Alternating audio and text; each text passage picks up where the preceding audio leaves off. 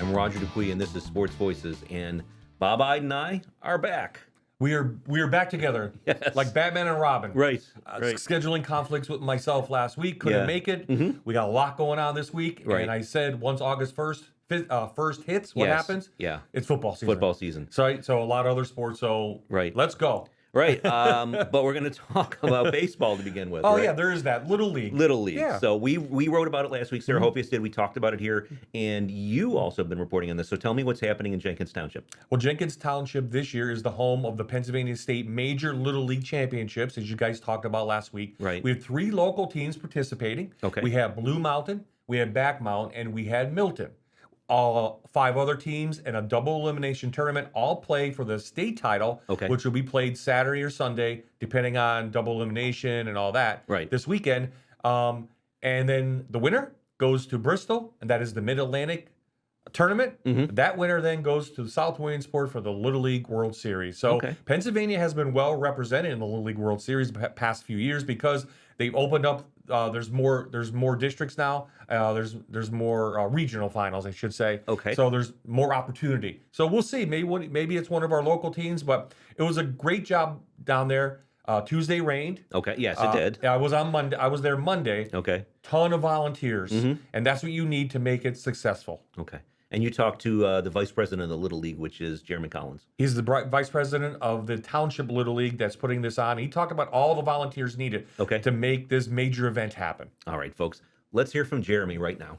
We have people that are doing, lining the fields, making sure the bases are right, making sure we were here for the last 4 days weed whacking the entire complex, cutting the field every day. We have the ladies in the stand are phenomenal. A lot of people don't realize without them this doesn't happen because this is a way to bring in money to our league, which desperately needs it. Okay, so it took a lot of people to make this happen. Absolutely, and they've known for he's like you said, they've known for a while. But once the 2 weeks before, and then the week of, especially with all the rain, they had 20 volunteers on the field on Tuesday all week long. So they do a good job. Bob Bertoni, who runs District 1632, he does a great job. He's a district administrator, and he brought it here. And look, it's a major thing. It's major for the economy in our area and just to showcase our area, I think, as well. Okay, excellent, sir. Football, as promised. All right, football. Notre Dame. Notre Dame, yes. Notre Dame got squeezed out of the playoffs last year, so there's a chip on their shoulder. Okay. And our sister station, WSBT in South Bend, which we are good friends with, sat down with Coach Marcus Freeman. He's going to talk about fall football, and then we'll talk about Notre Dame after we hear from Marcus Freeman, the head coach of Notre Dame. Okay, let's hear from Marcus. Well, I think there's a handful of positions who those guys are, who they're going to be. It's who's going to be the backup quarterback. There's a competition of backup quarterback. Who's going to be the starting group of wide receiver? Who's our second, third tight ends? And I think about that offensively and defensively. I have a good thought of who's going to be the first guys maybe going out there, but where's the depth? Is it nice in your seat to have most of the questions be about the second string and not the first string? Yeah. I think there's a comfort there. Okay, Bob, thoughts? He's ready for the season. Yeah. Obviously, they're a top 5 team. Some people have them 1 or 2 in the country. Some people say their schedule's a little easy, but that's debatable. And, they're going to open with Wisconsin. C.J. Carr, he's a Heisman candidate at quarterback, definitely an NFL top 5 quarterback. They have a great running back room, even though they lost Jeremiah Love. And he's been bringing in 4- and 5-star recruits for the last few years.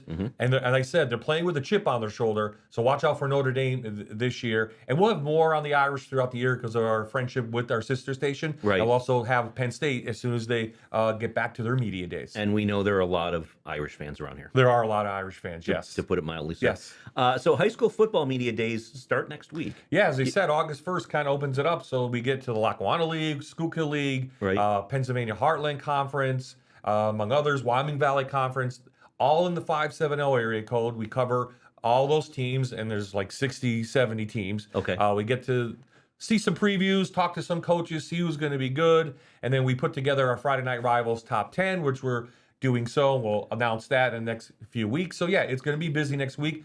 Also college football, too. There's Landmark also has their media day. Patriot League football with Bucknell and other schools, and of course the PSAC, which Lackawanna College is going into, Okay. Bloomsburg, East Stroudsburg, Lock Haven, all that. So yeah, I mean, a lot of previews coming your way, and then the season gets underway for high school football August 28th. Excellent, already. sir. Excited about that. Yep.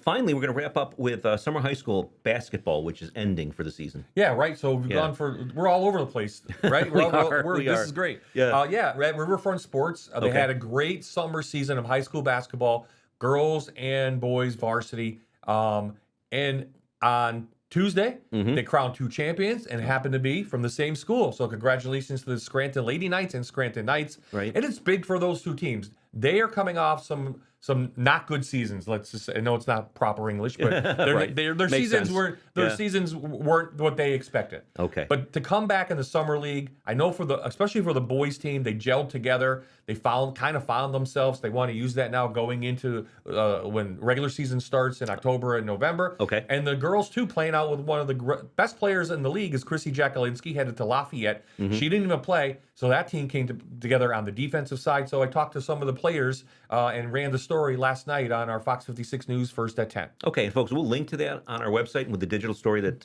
accompanies this every week. But we're going to hear right now from Jaylen, Alers and Michael Chalk. We definitely built on our defense, and just the energy has been there, and it's good to see that, especially in the summer, and it's a good way to start our season. What got better in the summer for you guys? Really just coming together as a team. Just, really not doing iso ball, just coming together and playing together, and, you win stuff like this when it happens. All right. So those 2 young people, they are senior and junior in Scranton. Yeah. So Okay. again, high expectations this year, and that's exciting for them because that gives them confidence. Okay. So Holy Cross boys lost to Scranton. Right. Dunmore girls lost to Scranton. Okay. Expect those 2 teams right in league play and maybe even in state play next year to be very good. Riverside with Nico Antonacci and Braden Rose, 2 top Division I athletes, lost actually to Scranton last week in one of the better summer games you'll ever see. So yeah, summer is just a time to find yourself, get some young players some opportunities, and that's what the coaches get out of it. But congratulations to the Knights. Excellent. Quickly before we wrap up, where were you when the World Cup finished? Where was I when the World Cup finished? Golfing. Okay, you didn't watch it. I don't believe I did. Okay. I did not watch. I watched some of it. Yeah. But I actually watched some of it. I take that back. I think I was I golf later. So I watched some of it with my son, and we it was actually a pretty good game. Yeah. I think I watched the semifinals more the day before, the 3rd place game more for some reason. Yeah. But just timing. That's all it was. Great event, I think. Yeah. Some Americans got into it. I think some dropped off, maybe after USA lost. Okay. I was at a Greek diner in Summit, New Jersey. There you go. Where they were broadcasting in Spanish, and it was very obvious to me that the entire staff of the restaurant was favoring Spain. Okay. So they were happy. Well, congratulations to Spain. Absolutely. Bob, great to have you here. Great to be back, and let's go. Okay, folks, we'll see you next week.